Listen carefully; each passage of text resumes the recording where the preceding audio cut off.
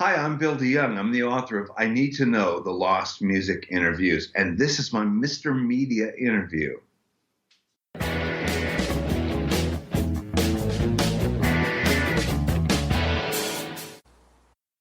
When Tom Petty died suddenly on October 2nd, 2017, I thought of three things. Number one was the first time I heard American Girl. I think I was at a Sam Goody's record store, probably at the Brunswick Square Mall in East Brunswick, New Jersey. It blew my mind. I never forgot it, obviously. Number two, the day I lost my virginity, which was following a free outdoor Tom Petty and the Heartbreakers concert at the University of Florida campus. I went with my then-girlfriend and another girl. It was February, and we huddled together under a blanket for warmth. My girlfriend and I, we'd been dating for several months, got a lot warmer later back at my place, and to which I say, thank you, Tom. And number three, I thought of Bill DeYoung, the longtime music critic for the Gainesville Sun, who had an ongoing professional relationship with Hogtown's favorite son and his band, long after Petty left northern Florida for Southern California. I always envied DeYoung's connections and deep musical knowledge. Over the years, we wrote for some of the same publications, the old St. Petersburg Times, the Gainesville Sun, and Music Magazine in the Tampa Bay area, but had never actually met until about a year ago. And when we did meet, I thought I found a kindred spirit, someone with whom making conversation felt like we had been doing it all of our lives. Now, DeYoung just published his third book, I Need to Know the Lost Music Interviews, which collects full transcriptions of many of his Petty interviews, plus conversations with Linda Ronstadt, longtime Beatles producer George Martin, and much more. It's a fascinating book, and I strongly recommend it to fans of 1970s and 80s rock and roll. Bill's previous books, were Skyway, the true story of Tampa Bay's signature bridge and the man who brought it down, and Phil Gernhardt, Record Man. Bill DeYoung, welcome to Mr. Media. Thanks, Bob. Nice to be here. Nice to have you. So I found the Tom Petty interviews in the book the most compelling, and of course there's several of them. I think I could read a whole book of nothing but those. I think there is a whole book of nothing but those that somebody else did. You know, mine came from a different place, and they're snapshots. They're moments in time. You know, Petty went on to do a lot of different things later, but I think that it very much focuses on, 1985, 1986, 1989, and the last one was 93. So they're old, but they're thorough. They are what they are. You seem to have a unique relationship with him. How did it develop? Well, I was the guy from the local newspaper. I think first and foremost, that was that. When I got to Gainesville in the early 80s to attend the University of Florida, I think I told you this story once before. When I went to work for the newspaper, the Gainesville Sun, everybody and everything was focused on football. Now, I then and now don't give a rat's ass about football. I mean, I respect any, if you do, that's your thing, but it wasn't mine. I was a music person, and so I was going, well, we all talk about the Gators, why aren't we talking about Tom Petty and the Heartbreakers? This is the biggest performing arts export, if you will, to come out of this town, and it was a great, great story. So that's the attitude that I brought to it, and so for probably 15 years, while I was covering all my regular stuff in Gainesville, the arts community, I wrote about the Heartbreakers a lot. And I think that became, we've got a product coming out, let's talk to Bill. Or when they were coming to town, and it wasn't that we were friends, but I was somebody that they knew they could talk to, and I would get the message across with sympathetic ear, as it were. Obviously, they were very comfortable with you. And the other thing that's interesting is, we all talk about him as Gainesville's, favorite son, whatever. Yeah. But the fact is, by the time you got there, by the time I got there, I got there in '79, he hadn't been living there in years. He was part of the Southern California music scene. Oh, yeah. Right? Yeah. But you see that in the earlier interviews where we talk about is there any Gainesville left in you? And it was because I was just guileless enough to ask those kinds of questions. And I think he respected that. It's like, well, nobody's asked me this before. So, and the point was, or the answer was, not much. No, there really was. He could turn it on when he needed to, for publicity things, or when he was being interviewed by somebody else. He was a good old boy from Florida, but he really wasn't anymore. Very smart guy. Yeah, I know at one point you talked to him about Mudcrutch, which was his band beforehand. Yeah, which right. Involved a bunch of the guys from the Heartbreakers, I believe. I'll tell you what's interesting now about that, about doing the history of Petty and the Heartbreakers, is that now everybody takes it for granted what Mudcrutch was. And since he sort of half-assed reformed it later and did what he did with it, and everybody knows those stories between all the, God, what was it, MTV and VH1 and that terrible Peter Bogdanovich 4-hour biography movie. Don't get me started on that one. Everybody knows those stories. But when I was doing this, nobody knew anything about it. So I was coming up saying, what was Mudcrutch, Tom?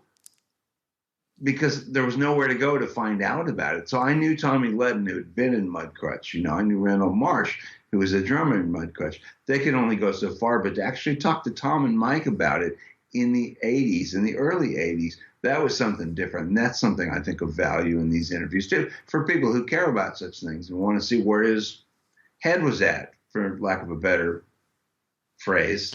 Well, I'm so glad that you made mention of there was nowhere else to go for this information, because in the Mr. Media archives, I've been gradually uploading. I was a music critic at the St. Pete Times and Music Magazine. We both did that. Yeah. And then the Tampa Tribune. And so I have, from the mid-'80s, I have dozens, probably hundreds of these music interviews, and I gradually am getting them into the archives of Mr. Media. And the thing is, some people, I hear from people occasionally, some are like thrilled to have these old remnants of these artists, but some people are just like, God, you're such a frickin' idiot, Bob. Why did you ask this? Why didn't you ask about that? Well, what they don't understand is there was no internet. The record labels sent out clips. You could go to the record store and get the titles of all the records that maybe you didn't know or own. Maybe you could go to the library and use. That was sleuthing back in those days. Yeah, but it was not easily available to you. Right. I always try to remember when I was setting up an interview with the publicist, I would say, well, what's new with them? What has happened since the tour started? But sometimes you'd forget, and sometimes they didn't have anything. Some of them were not the smartest, knives in the drawer. Yeah, right? yeah. So I'm really glad you mentioned that. They give you talking points. Well, and maybe they didn't do that. I think one of the things, if I may, that, like you, in the career that I had for 35 years, I did lots and lots of interviews with pop bands and jazz artists and, Anne Margaret and Cleo Lane and, whoever was coming through town. And that's what you do in addition to your local coverage, and you write about the local bands and the local visual artists and, the seafood festivals and, the drill and all that stuff. The thing about these interviews was that these were things that I did for myself, and perhaps when I would talk to Petty, oh, well, Tom's in town. Yeah, I did. I interviewed him. We talked for an hour, but I would use 4 quotes in the newspaper story. And just something told me, didn't do it with the Anne Margarets and the Cleo Lanes and the Liza Minnellis of the world. Maybe I should have. That was just your job. These were different. So these I put in a box. The one with George Martin, the Beatles producer, I knew that was special. Mm-hmm. Because I asked them very specific questions about things I'd always wondered about. So, and so you think there's got to be other people who wondered these same things too. Oh, yeah. Who were such big fans of some of these artists that they'd want to walk down this trail of question and answer, like, oh, that's an interesting thing. What did this artist have to say in 1995 or whatever it was? These were different from the standard newspaper stuff. But yeah, a lot of them were done before there was an internet. But the Heartbreakers, I didn't need that. I mean, Heartbreakers, that was my beat, frankly. Everything else I did because that's what paid the bills. But what I did was I wrote about Tom Petty and the Heartbreakers, and so I didn't have to go searching for stuff. With some of the other, there's a piece in this book on Seals and Crofts that was done in 1992 for this music magazine that was called Goldmine, that back in those days had some pretty good journalism in it. I couldn't tell you about them now. I don't know anything about them now, but Seals and Cross was just somebody I never found anything, no information about. Now you can. Mm-hmm. Now you can. But in those days, first of all, there's no internet. Nobody had ever put it in a book. This is an artist that I always thought was really pretty great in the 70s. I liked a lot of their stuff. They were a little too religiously earnest and all the things that we can get into, but there was nothing. And so I would find them and do these interviews and ask all the questions I'd always wondered about and try to do a sort of a narrative. And that became to date, I think it's the only really definitive interview they ever did. You know, the same with Mary Hopkin from Apple Records. That interview I did with her in 92 and 93 was to date the last lengthy interview she's ever done. You know, somebody cares about it. I cared about it at the time. I took, great pride in the fact that I was the one who did that and, found out some things. Added to the Beatles canon. Paul McCartney produced several records on her, and the last one was a cover of Que Sera, Sera, the old Doris Day song, which she says in this interview, I hated it, and by the time we were halfway through it, there's no way you're putting this out, but it came out anyway. The interesting thing about that is that the only two musicians on that single, other than her voice, are Paul McCartney and Ringo Starr. It was cut in the middle of the Abbey Road sessions in an afternoon at Abbey Road Studios. My interview was the first place you could read that. Wow. So somebody cares. Well, let's talk about some of the specifics in some of these interviews, because there were some things that really stood out to me. The interviews I thought with Tom captured the words.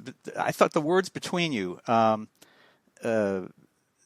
Sorry, I'm actually reading some of my notes here. Now I'm having trouble reading my notes. I wondered if you ever had. Oh, I know what I was trying to ask you. So the transcriptions.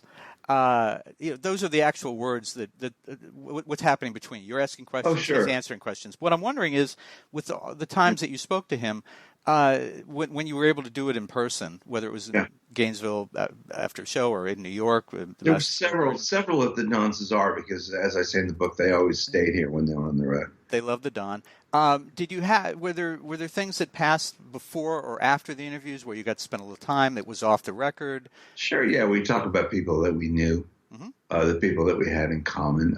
His first wife, Jane, who was always around in those days, one of her best friends for years and years, been somebody I knew from the newspaper, and they lived in Gainesville too. So when I would come down here from Gainesville, say to visit with them at the Don, our Jane's friends would be there too. So we'd all be together. That was mostly what it was, talking about friends, and again, people that we had in common. Talk about his dad, who was still around in those days. So another story in itself. That's an interview. I wish I could find it. I did along with him. I can't find it with Petty's dad. Did you ever want to try to do like a Heartbreakers book? Yes. Funny story. Funny you should bring that up. Is that something you can talk about? I can talk about the fact that again, I would ask him all the time to do this now, and he had a standard reply, which was always something like, "Man, I think it's a little too early to be doing that, don't you think? We're not quite done yet." I did get him to say, in fact, this is one of the bits I left out of one of those interviews. I think it's the 89 one. Well, if you don't have any problem with this, Tom, I'm going to go ahead and start on this. And you start talking to family members and, people from the old bands. I won't need you for a year or something. He said, yeah, go ahead. Good luck. And so to be frank with you, Bob, what happened was somebody in his office called the people in his family and his friends and said, don't talk to this guy. We don't want him to do a book. And that was the beginning of the end for me. Really? Someone who I probably shouldn't name, who's really tight in that organization, told me that, they're control freaks. And so several times over the years, people had written unauthorized biographies. They got wind of it and bought the manuscript and killed it. It happened at least twice. Wow. So yeah, it was it was sad. And that, I have to say, is probably kind of indicative of how he changed from being just good old Gainesville Tom to this big international kind of L.A. traveling Wilbury rock star. Everybody around him kind of agrees that the Wilbury's time was kind of around when it started to really seriously change. My relationship, I wouldn't say it's soured. I just sort of got tired of it. And once I realized I'd been kind of lied to. But that's another story. Here we are all these years later. Yeah. Well, and he went from being kind of a good old boy and a guy who had a lot of success who was for me, there was Cougar Mellencamp, there was Petty, there was Springsteen. There was this group that whose music I loved, and they all became brands. They became very commercial and more protective over the years of their brand and how they were marketed. I think Springsteen kind of peaked with that, and then he pulled away from it when he decided that he didn't have to wait 1 or 3 years to put out a record. He could put out a record every anytime he wanted to, and suddenly he stopped worrying about his brand, and he just was Bruce again. He was just the guy who was putting out music when he felt like it.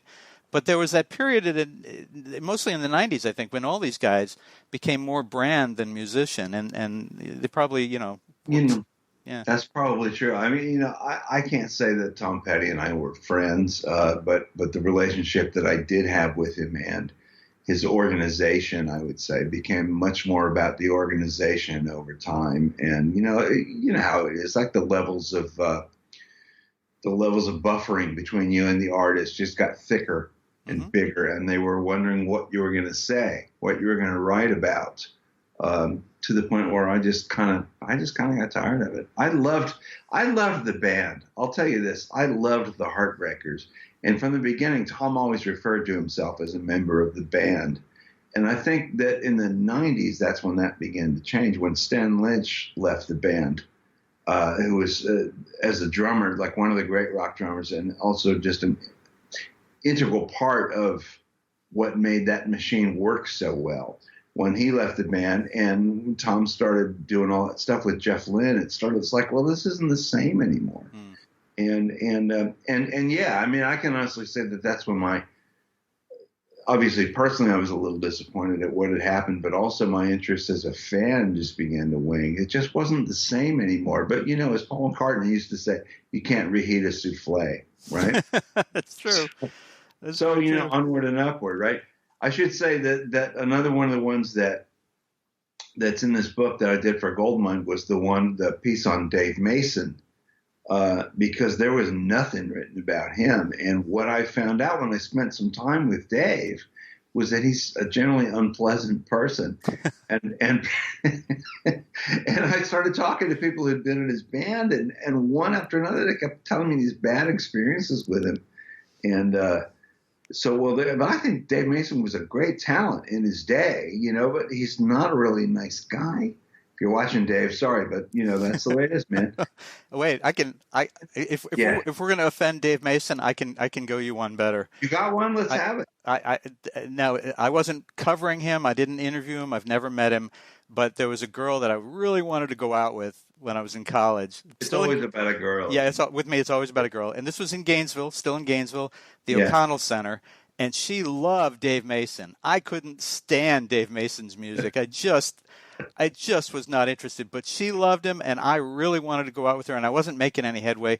He was coming to town, and I got 2 tickets to go see Dave Mason. I thought this has got to work.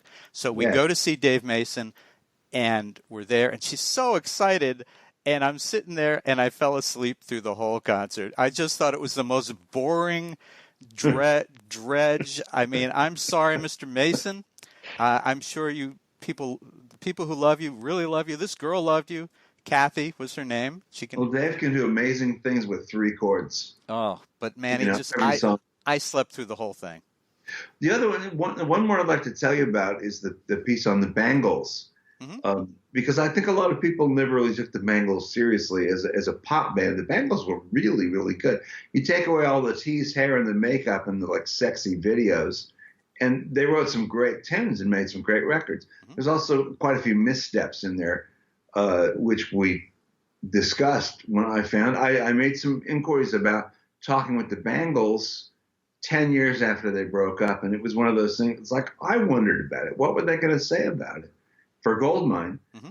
And got approved. I have no idea to this day how, but yeah, okay. As it turned out, they had just reunited after 10 years of actively hating each other. Mm.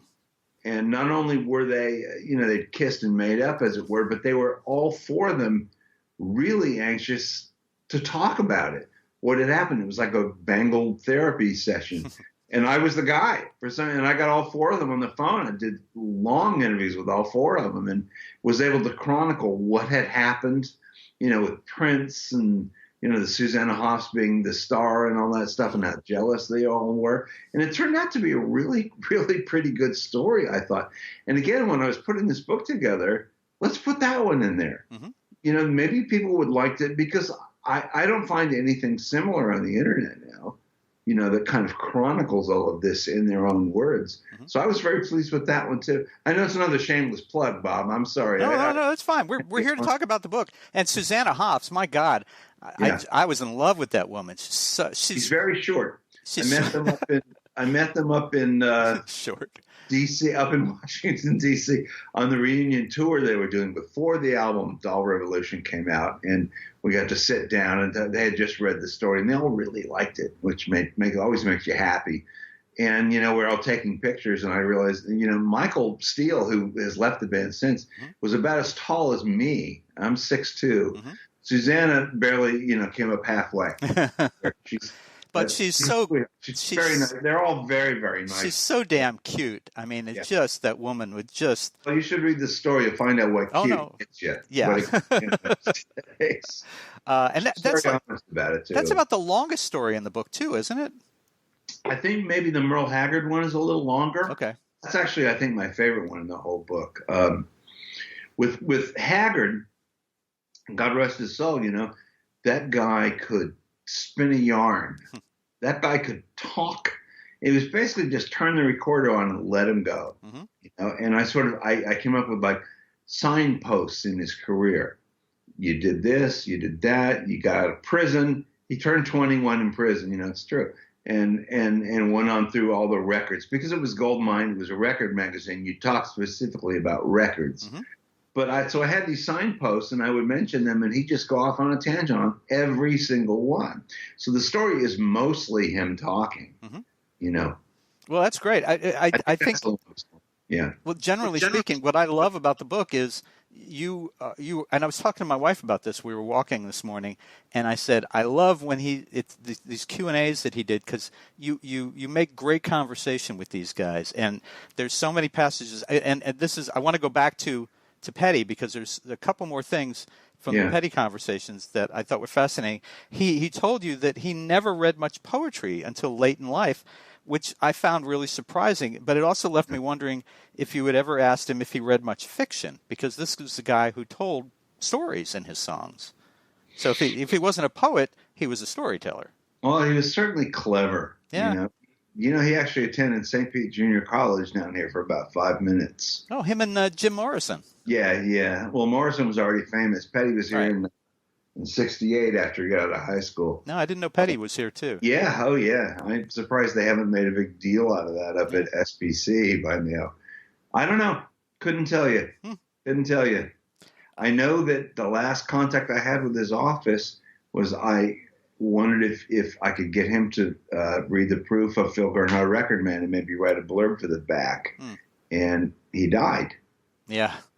And so I never read that one. In 86, you were the only reporter that Petty agreed to talk to while he and the Heartbreakers toured as essentially Bob Dylan's supporting band all around the world. I'm wondering why you, and if you know, and were you able to exploit that access with editors? Well, that was done for the Gainesville Sun, and I think, to be honest, I sort of said, it was in New York City. Mm-hmm. My first wife's family was in Princeton, New Jersey, so we scheduled a family visit. And I said, well, I'll just hop up to Manhattan, and the office had said, yeah, Tom will talk to you. And when I remember it was one of the more interesting experiences that I ever had. I rode in the van to Madison Square Garden with the band. Ooh, cool. Just a big old Dodge Econoline van with seats in it, and really cool. But you go up the ramps and come up through, and there's all these people walking towards you and stuff. Not Tom or Bob, but this was the Heartbreakers, and me. Got to the hotel after the gig, and suddenly he was like, "Oh man, I don't think so." And basically, everybody that I knew, I had friends there and friends in the band. A couple of people just called him and said, "This guy flew all the way from Florida, and you told him you talked to him." And when I got there, he couldn't have been friendlier. And he was a little drunk, and so was I, and so was Mike, and it's very freeform and rambling and very much fun. So there was no editor to take advantage of that with, because that was done for the Sun, but it also had a lot of coverage of what they were doing with Dylan, a lot of blah blah blah, and so I realized I still had the cassette recording of just Mike and Tom rambling on, and making terrible jokes. And he's telling me they had just finished "Let Me Up, I've Had Enough," which was, in my view, one of the great records they made, and it changed a lot. And we talked about working with Dylan a lot and things like that, none of which made it into the original story, which is why this Q&A is rearing its ugly head now. Well, there was one particular passage talking about working with Dylan. So it's you and Tom and Mike Campbell, right? Yeah. And so you felt comfortable enough, I think, in that interview to say to Petty, and this is a quote, "Well, Dylan has written some bad songs," to which Tom says, "Well, what great man hasn't?" And I just thought it was a great exchange because so many performers with weaker egos, and I've had these experiences, you probably have too over the years, they would have just told you to get the F out and never spoken to you again, but they just kept going. They didn't care that you said this. Well, it was either the cognac or the weed talking. I think at that point, it just had become one of those things where, and I think that's where Mike says, "Well," I said, "Well, you guys have written bad songs." And Mike says, "I've never written a bad song in your life." And I could have started naming them off. I remember, I could have named a few, at least on the second Heartbreakers album, that weren't great, but wasn't the time. All right, so we're almost done with Tom. There are plenty of other questions, but most of us never had the opportunity to meet Tom. Obviously, we won't now. What was he like to be around in your experience? Really funny. Really, really dry, and in my experience, kind of like an old hippie, just kind of always ready to turn a phrase or make a pun out of something, or just I mean, you can see it in all the interviews, all the way up until the last one, where he's just kind of going, well, I don't know. It just make some little offhand joke. That's what it was like. He was very disarming. He really, really was. And you've been in this experience too. Like I met Paul McCartney backstage at Tampa Stadium that time back in 1990. And you're sitting there and you're just chatting away, and it feels like the most normal thing in the world. And I'm going, well, when are you going to do a video compilation, Paul? Well, and so it was the same thing with Petty. You'd be there and it's just like talking to somebody who's really cool, and you're enjoying the conversation. And then 5 minutes later, you're back out on the street going, what just happened? And it was very much like that. I said there are a couple of, I think I did about 10 interviews with Petty altogether over the years. And there are a couple that aren't in the book, a couple that took place at the Dawn, like different times they'd be here, that just weren't as interesting as the ones that are in the book. And he was always the same way, just really funny and made you feel very comfortable. The one from my experience, I may have told you about this, and I think I've talked about it maybe in another show, but I was backstage before a Kiss concert. It was right after they had done away with the makeup and they were performing as themselves, and He was standing there talking to Gene Simmons, and he's huge. I'm not a big guy. I'm like 5'4". Maybe I was 5'5" then. I think I'm 5'4" now. And you weren't wearing the big heels then. No. And so he's towering over me, but we're talking, and he was just nice as could be. We're having a great conversation. Yeah. And then John Stoll, Phantasma Productions. I'm sure I remember John. Has since passed on, but yeah. John walks up, and John's got his arms around two women, and he walks up to Gene, just as John would. He just completely ignores that I'm there. And he says, Gene, I want to introduce you to whatever and whatever. And Gene starts talking to them. So the conversation with me ends, and he's talking with them, and he's talking to them. And I haven't gone anywhere, because one of my favorite things over the years is to just listen. I was very good at being a fly on the wall and picking up stuff. And so I'm listening. And then Gene remembers that he was in the midst of an interview, and he says to me, well, Bob, we're going to have this the rest of this conversation some other time. I need to get going. I've got a lot to talk to these ladies about. And he puts his arms around the two women, leaves me and Stoll behind, and he's gone. Never saw him again. And that was one of the things where I'm like, yeah, with you. I'm thinking minutes later, I'm thinking, what just happened? What just happened? Yeah, what the hell? There's a photograph that I have that I treasure of myself in Bo Diddley's house out in Archer, out in outside of Gainesville. I used to go out there, probably twice a year, and just sort of hang out and talk whatever he had going on, But I think it may have been the last time I was there or the time before. He was an inveterate fixer-upper. He was always wiring electronics, and he used to build those square guitars out of blocks of wood and guitar necks, And when I was there this one time, he had constructed several that had like drum pads, with the finger pads. It was a guitar, but it had drum pads in it, electronics, and he had to show it to me. He was so proud of this, And so we sat in his living room, and I have this picture where we just jammed for like a half an hour. Oh, wow. And he's doing the Bo Diddley beat, and he's laughing hysterically. I have a whole little series of pictures from this. It's so funny. And I'm just trying not to look stupid, and trying not to suck, as they say. And it would, great, all right, man, I'll see you next time, And then I get back in the car and I drive home, and it's like, let me see those pictures, Did that really happen? Yeah, right. So that was fun. I have a picture with Bo Diddley. It's funny, when you said that, I was thinking, is he going to say Bo Diddley? And I have one. He played Ybor City, and I think it was the Artists and Writers Ball, and I had gone out and sat with him, and I think it may have been one of the only times over the years when I did music stuff that I asked the photographer to take a picture of me interviewing the person. I just thought, my God, I'm going to meet Bo Diddley. I got to get a picture. And we're sitting in chairs, and unfortunately the recording's available. It's in the Mr. Media archives. It's really crappy. It's very hard to hear him. They're setting up for the Artists and Writers Ball around us. We didn't have like a room to ourselves. It's very loud.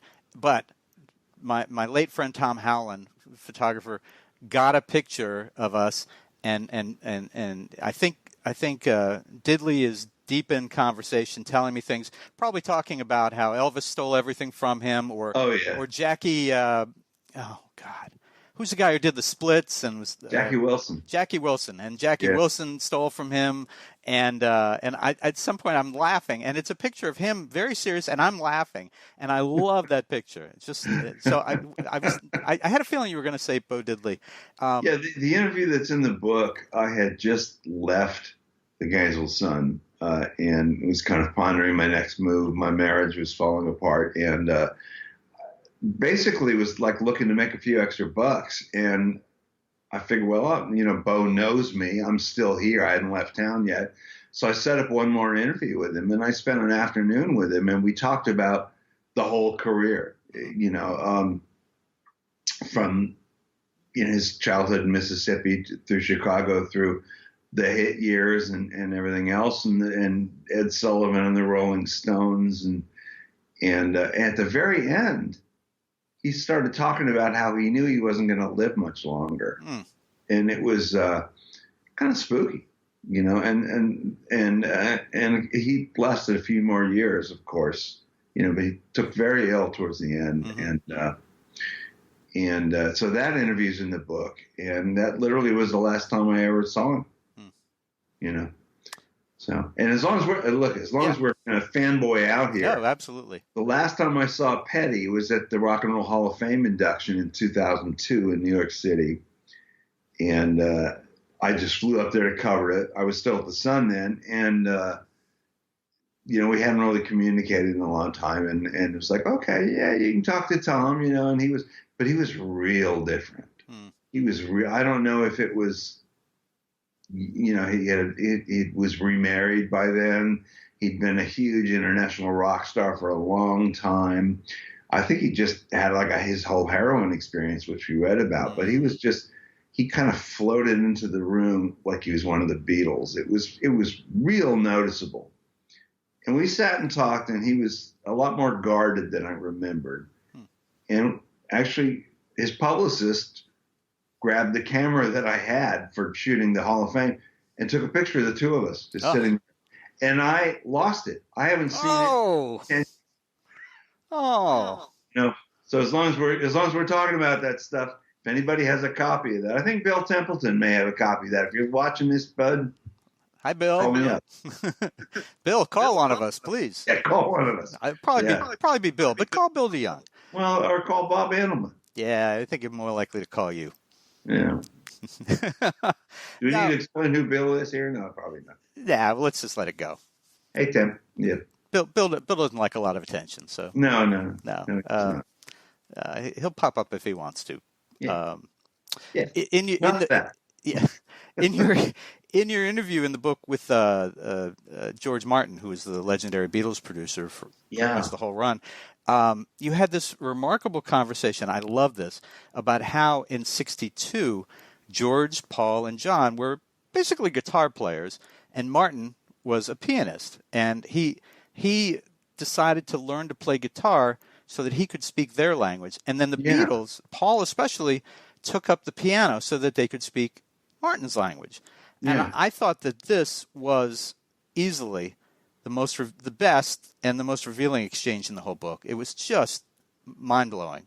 Well, I remember that interview, which I felt so lucky to land.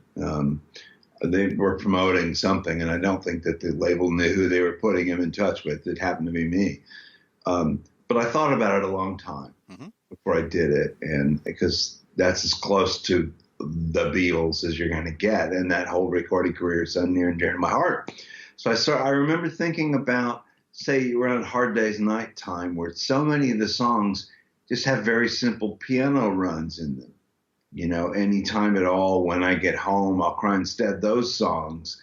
And that's why I say around this time, you really start to hear more piano. And that's when he went into that. And then he also says, well, you know, by the time they got to Lady Madonna, Paul could play a pretty bloody good solo. But then he said, and this is one of my favorite exchanges too, he says, John never learned how to play the piano. And the way Sir George explained it to me was very much the way I play piano, which is I find a chord with 3 fingers, what he called the triad, and you just move it up and down the keyboard. And to the end of his life, that's how John Lennon played piano. If you listen to Imagine, it's so simple. Or Instant Karma, it's the same figures, just moved into different places. So I learned a little bit there. I learned a lot from talking to him. He used to say, George Martin used to say, well, talking about the White Album, you know, it's 2 records, it's 30 songs. I really tried to get them to cut it down to just 1. Let's work on the best songs. Yep. And he says, because there are 1 or 2 items of dross on the White Album. And I pushed it. I said, such as, and he says, well, he was in a good mood. So he humored me. I don't have the list in front of me. You have to tell me. And he said, was Bungalow Bill on that? And I said, yeah. And Birthday. And he says, well, Birthday, you're naming them off for me. He says, you know, I really thought we should have put those aside and just done the really good. And so to this day, I still see that interview paraphrased there's a book that came out called You Never Give Me Your Money by Peter Doggett about the last days of Apple. Brilliant, brilliant book. And there's a whole section that literally lifts parts of that George Martin interview. And I wrote to Pete Doggett and I said, why am I not at least in the thank yous or in the credits, because it came out. And he was very apologetic. He said, when it comes out in softbound, I'll fix it. So I was very proud of that one, and thank you for bringing it up. Oh, yeah. No, folks, if you're watching this or you're listening to this, if you are a Beatles fan, it is worth the cost of admission to buy this book just to read the George Martin interview. It just that exchange about the pianos and the guitar, for me, was just like, whoa, that was cool. That was just fascinating to me.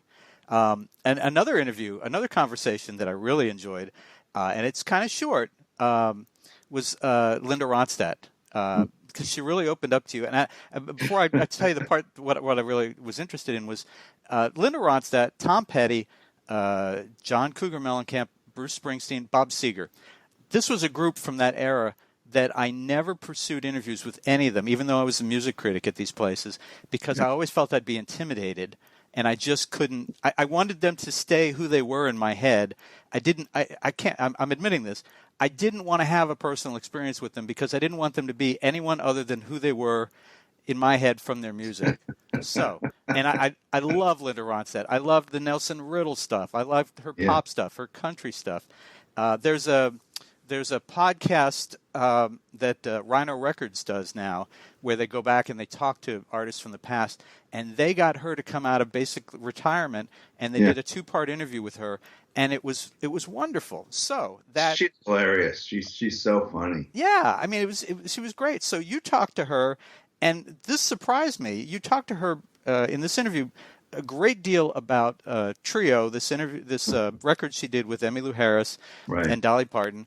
And you got her to talk about the follow-up, which never happened. And even this, she was very straightforward about this. I was stunned. Angry. Yeah. Well, again, that was a 1996 interview, and Trio 2 eventually did come out where they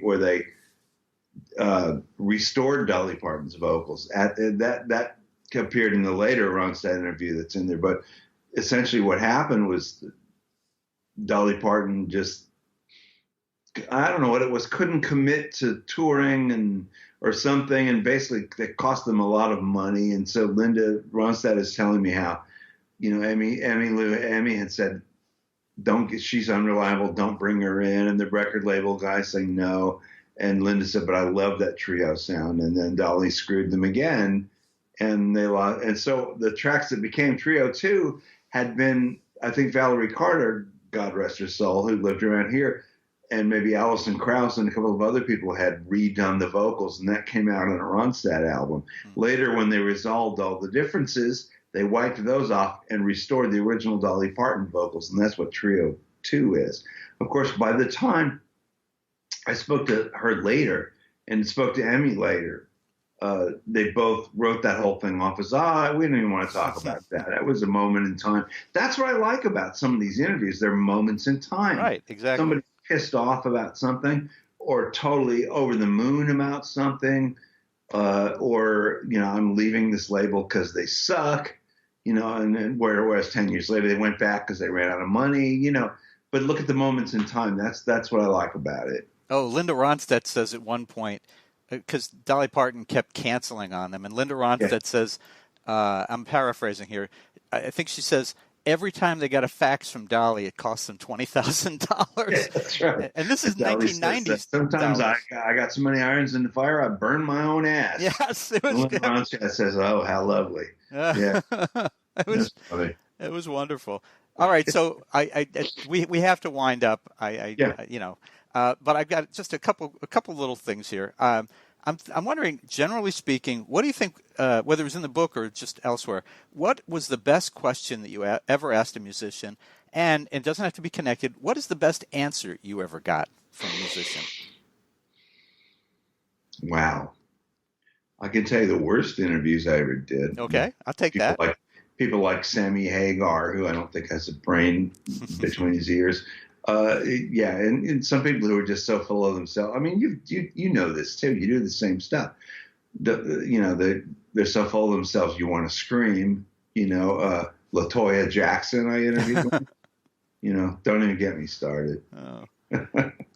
I think for me it would have to come down to the George Martin stuff, really, because I'm such a Beatles freak. I think that meant a whole lot to me, that I had that opportunity to ask him those things, and that he was so genuine about the answers. Not even the piano stuff. I asked him.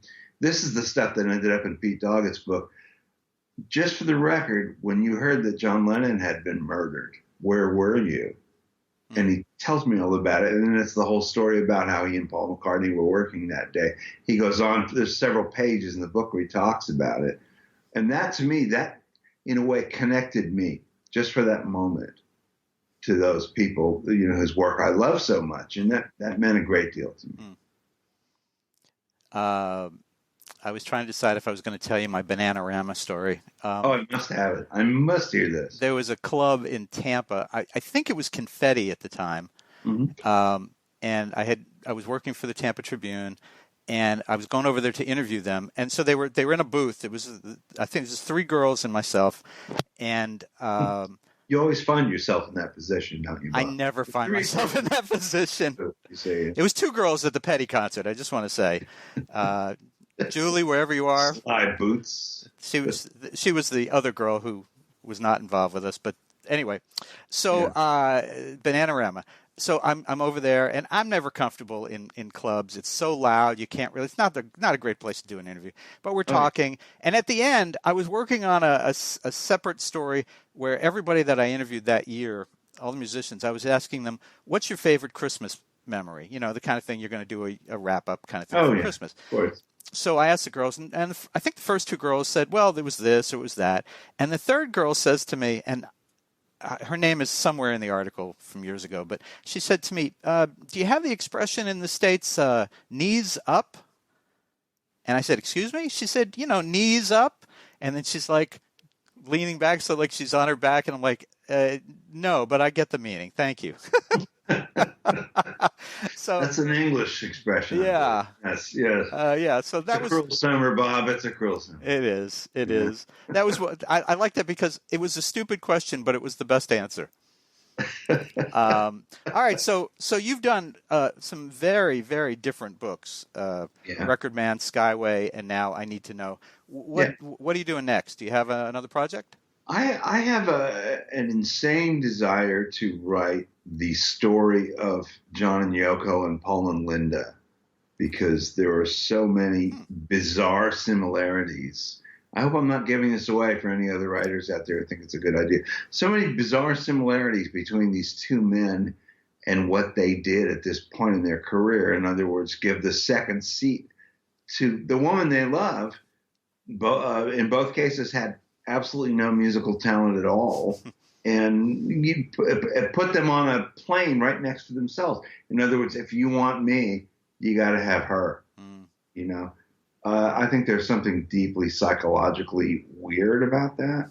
Plus, telling the story of the whole Lennon-McCartney feud and how the whole thing with their wives, they basically formed into 2 camps. This is what I'm thinking about. That would be interesting, and it'd be interesting to read about the romances that got them going, with those lives, and it's just strange. I mean, the parallel is like John and Yoko, Paul and Linda. My favorite McCartney album is called Ram. It's his second album, and it's credited to Paul and Linda McCartney. It's the only time. It is. It's the only time he did that. And what I've noticed. I don't want to speak ill of the dead, but I will anyway. What I've noticed in more recent years is that when you hear her singing on that or the Wings record, he's doubling her. In other words, she couldn't sing at all. So when you hear her voice, you're also hearing him singing the same notes. So he's standing right by the mic, taking her through it. Let's not go to Yokoville, because that's something else. Why do these guys do that? I think that I'd like to explore that. That's what I'm thinking about. Have you heard, I have to ask you this now that you brought this up, Mark Maron, the comedian, he does the podcast, No. WTF with Mark Maron. Oh, just weeks ago, as we're recording this, he had on Sean. Is it Sean Ono Lennon or Sean Yeah. Lennon Ono? He had him on, and at first I thought, well, I don't know, why would I want to? And I interviewed Julian when I was at the Tribune, and he lovely man, very good interview. Yeah, I did some Julian stuff too. But I thought, why do I want to listen to this interview with Sean? I mean, he hasn't really done a lot. I mean, I respect who he is, but he's the child of a very famous rock star. But I started listening anyway because I always enjoy Maron, and they started talking about his music, and I think Maron asked him something about what he thought he got from his dad or whatever, and he says, well, actually, this blew my mind. He said, my dad died when I was like 5 years old, so musically, I really didn't take much from him. He said, my mom, on the other hand, pretty much taught me everything I know about music. And right there, I stop and I go, what? Yeah. And then this is why he's never had a hit record. Well, but then he's talking about it, and he says, I thought it was really interesting. He was talking about how his mother taught him how to record. His mother taught him about the mixing boards and microphones, and he's going through all this production-oriented stuff and he's saying his mother taught him how all this stuff is done. And I give him credit. I thought it was fascinating that he gave her this credit. And yeah, I mean, he hasn't had a hit record, and I don't know how hard he's tried or how hard he has to try, but it was really interesting. I think, based on your interest in the Beatles, you should go and look that up because it was really an interesting interview. Whether you agree with their assessment of Yoko's her own music and her influence and what she did, that's fine. But it was really, really interesting to hear him talk about his mom and his dad. I think if you're a Beatles fan and you love John the way a lot of us do, I mean, you give him the benefit of the doubt. I mean, I'm not here to Yoko bash or anything. This is all about looking at history. I think she was probably really good for him in a lot of ways, but it's not my call. It's like he's not, if John were here, he's not going to tell me about my wife. I wouldn't want him to. Mm-hmm. I'll tell you one Sean Lennon story, though. Yeah. My son, Jack DeYoung, hey, Jack, was at South by Southwest a few years ago, and Sean was there, walked up to him, and my son smoking, and Sean says, hey, man, you got a light? And Jack hands him his lighter, and he lights a cigarette, and he walked away with it. Stole his lighter. That's Jack Sean's story. That's a great story. Yeah, there you go. That's a great story. All right, folks, listen. You can find Bill DeYoung's book, I Need to Know, The Lost Music Interviews, as well as his other books, Skyway, and Phil Gernhardt, Record Man. Thank you very much. Phil Gernhardt wrote and produced Snoopy versus the Red Baron, and produced Abraham Martin and John by DeYoung, and produced Lobo and the Bellamy Brothers and Jim Stafford, all from this part of Florida, folks. And he don't like spiders and snakes. And that's right. And I still don't. He don't know what it takes. Yeah. Well, anyway, you can find these books in great stores, physical stores, online, Amazon, all these places, or you can order them right now at a great price at MrMedia.com. If you're watching on MrMedia.com, you know how this works. Beneath the video, you'll see the cover of each of the books. Just click on them. It'll take you to Amazon. You'll get a great price. And you can usually get them as a physical book delivered, I think, in like 30 minutes or less. Is that how they do it now with the drone? Or you can get the ebook, whatever it works. I'll bring the books by. I'll drive them. Oh, there you go. Bill will personally bring the books to your house. You don't need a drone. And maybe for an extra $1, he'll sign them for you. Bill, do you have a website? I do. I do actually. It's BillDeYoung.com. How clever! www.BillDeYoung.com. Very good. And are you on social media? Are you a Facebook, Twitter guy? Yeah, Facebook. I Need to Know has a Facebook page. And I'd love to plug the fact that I write for the St. Pete Catalyst. But if you don't want to say that, that's okay, because I write for the St. Pete Catalyst. I'm a big fan of the St. Pete Catalyst. I share an awful lot of that stuff. So listen, folks, and Bill, great talking to you. In the introduction, I talk about how easy I found it to talk to you, and we've gone all these years of being at same places, different times. Yeah. We're We're like, twin sons of different mothers. It's exactly. That kind of thing. I think that's. I remember thinking the same thing when I met you. It was sort of like you're very easy to talk to because we went through a lot of the same experiences. And we talked like here. We probably talked way too long, but nonetheless, I enjoyed it. And thank you so much for joining us on Mr. Media today. Thank you for having me.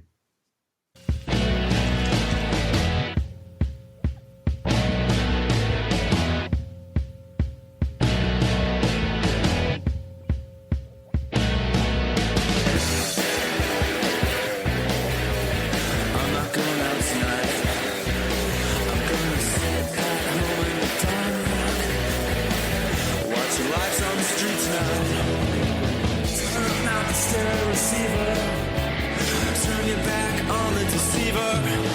It's a bad idea to believe her. A bad idea to believe her. Turn up the stereo receiver.